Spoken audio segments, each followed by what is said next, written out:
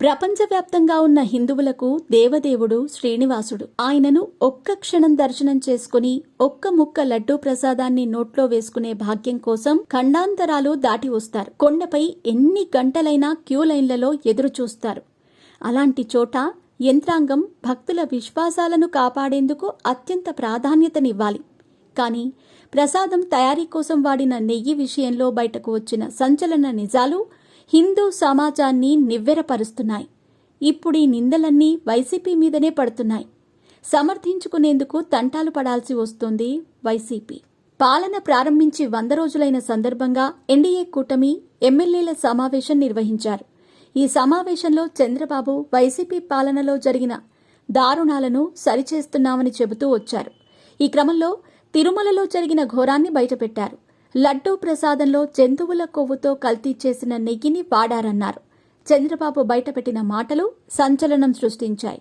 దేశవ్యాప్తంగా హిందువుల మనోభావాలకు సంబంధించిన అంశం కావడంతో దుమారం రేగింది. వైసీపీ నేతలు అప్పటికప్పుడు ఎదురుదాడికి దిగారు. చంద్రబాబు ఘోరం చేస్తున్నారని మండిపడ్డారు. దమ్ముంటే ఆధారాలు బయటపెట్టాలని సవాల్ చేశారు. టీటీడీ మాజీ chairman YV Subba Reddy press meet పెట్టి మరీ సవాల్ చేశారు. ఆ తర్వాత కాసేపటికే టీడీపీ రాష్ట్ర అధికార ప్రతినిధి ఆనం వెంకటరమణారెడ్డి ప్రెస్ మీట్ పెట్టి ల్యాబ్ రిపోర్టులు విడుదల చేశారు. టీడీపీ అధికారంలోకి రాగానే తిరుమలలో లడ్డూ ప్రసాదం, అన్నప్రసాదం క్వాలిటీ ఎందుకు తగ్గిపోయిందో పరిశీలించి నివేదిక ఇచ్చేందుకు 3 నిపుణులతో కమిటీని నియమించారు. ఆ తరువాత ఈవో శ్యామలరావు సరఫరా చేస్తున్న పదార్థాలన్నింటినీ దేశంలో పేరెన్నికగన్న ల్యాబుల్లో టెస్టులకు పంపించారు.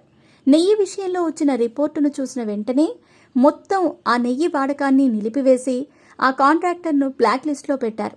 ఇప్పుడు ఆ ల్యాబ్ రిపోర్టు విషయంలో వైసీపీ ఎదురుదాడికి దిగటం తప్ప మరో మార్గం లేదు. నిజానికి ఈ వ్యవహారంలో మొత్తం ఏం జరిగిందో ఆధారాలతో సహా సేకరించిన తర్వాతనే చంద్రబాబు బయటపెట్టారని తెలుస్తోంది. ఈ విషయంలో నెయ్యి కాంట్రాక్ట్ పొందిన సంస్థల్లో ఒకటైన ఆల్ఫా కంపెనీ విదేశాల నుంచి బటర్ ఆయిల్ని దిగుమతి చేసుకుంది. నెయ్యిలో కల్తీ చేసి టీటీడీకి సరఫరా చేసింది. దీనికి సంబంధించిన పూర్తి సాక్ష్యాలు టీటీడీ వద్ద ఉన్నాయి. ఈ మొత్తం వ్యవహారంలో విచారణ జరిపించి అందరిపై చర్యలు తీసుకుంటామని చంద్రబాబు ఇప్పటికే ప్రకటించారు. వైసీపీ అధినేత జగన్మోహన్ రెడ్డి కుటుంబం క్రిస్టియానిటీని పాటిస్తుంది. వారింట్లో అందరూ క్రిస్టియన్లే. జగన్ కూడా ఎన్నికల్లో గెలవగానే జెరూసలేం వెళ్ళొచ్చారు. ఎలా చూసినా ఆయన అన్యమతస్థుడని టీడీపీ నేతలు విమర్శిస్తూ ఉంటారు. హిందూ దేవుళ్ల ప్రసాదాలను క్రిస్టియన్లు తినరు. సీఎంగా ఉన్నప్పుడు బ్రహ్మోత్సవాలకు హాజరైన ఆయన ప్రసాదం తినటం ఎప్పుడూ చూడలేదని టీడీపీ నేతలు విమర్శిస్తూ ఉంటారు. ఇప్పుడు వైసీపీ హయాంలో ప్రపంచంలోనే హిందువులకు దేవదేవుడైన శ్రీవారి ప్రసాదం విషయంలో జరిగిన అపచారం ఆ పార్టీకి పెను శాపంగా మారే అవకాశం కనిపిస్తోంది.